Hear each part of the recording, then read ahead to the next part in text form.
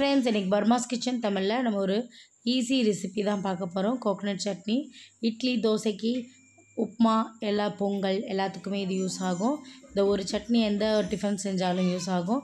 அதுக்கு நமக்கு தேவையானது ஒரு அரை முடி தேங்காய் நல்லா ஒரு ரஃபாக சாப் பண்ணி எடுத்துக்கோங்க. ஒரு பூண்டு வந்து பார்த்திங்கன்னா தோல் உரிக்காமல் போட்டால் அது ஒரு டிஃப்ரெண்ட் டேஸ்ட் இருக்கும். ஒரு 5-6 பல்லு பூண்டு. நெக்ஸ்ட் வந்து பார்த்திங்கன்னா ஒரு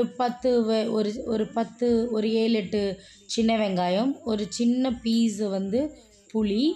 நெக்ஸ்ட் வந்து பார்த்திங்கன்னா இஞ்சி ஒரு துண்டு 1 இன்ச் போட்டுக்கோங்க.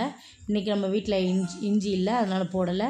நெக்ஸ்ட் வந்து ஒரு கைப்பிடி ஒரு 10-15 காஞ்ச மிளகா போட்டுக்கோங்க அவங்கவுங்க காரத்துக்கு ஏற்ற. நெக்ஸ்ட் வந்து ஒரு 3 கைப்பிடி பொட்டுக்கடலை, அதையும் போட்டாச்சு. அப்புறம் சால்ட்டு, நம்ம எவ்வளோ சட்னி அரைக்கிறோமோ அதுக்கேற்ற மாதிரி நம்ம சால்ட் ஆட் பண்ணிக்கணும்.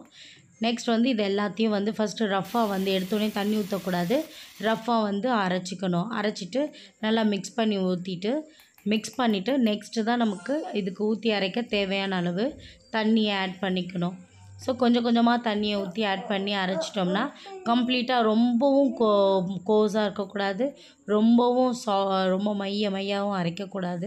ஒரு லிமிட்டாக அதுக்கேற்ற மாதிரி பதமாக அரைச்சிட்டு நமக்கு எவ்வளோ தண்ணி வேணுமோ அதை ஊற்றிக்கலாம். நெக்ஸ்ட்டு நம்ம தாளிப்பு கரண்டி எடுத்து தேவையான அளவு கடலெண்ணெய் ஊற்றியாச்சு. கடுகு கொஞ்சம் கூட போடணும், நல்லா கடுகு பொரியணும். எந்த அளவுக்கு கடுகு பொரியுதோ அந்த அளவுக்கு சட்னி நல்லா வாசனையாகவும் டேஸ்ட்டாகவும் இருக்கும். ஒரு 5-6 சின்ன வெங்காயத்தை சாப் பண்ணி வச்சுருக்கோம், அதையும் அதில் போட்டுட்டு இதில் வந்து 2 காஞ்ச மிளகா போடணும், நான் போட மறந்துட்டேன்.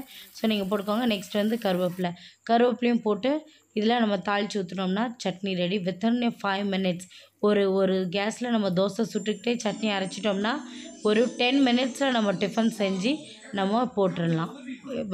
கெஸ்ட் வந்தாலும் சரி, வீட்டில் இருக்கிறவங்களுக்கும் ஒரு 10 மினிட்ஸில் நம்ம வந்து ஒரு டிஃபன் செஞ்சு முடிச்சிடலாம். இட்லி, தோசை மாவு இருந்ததுன்னா இந்த சட்னி அரைச்சிட்டு சாப்பிட்லாம், ரொம்ப டேஸ்ட்டாக இருக்கும்.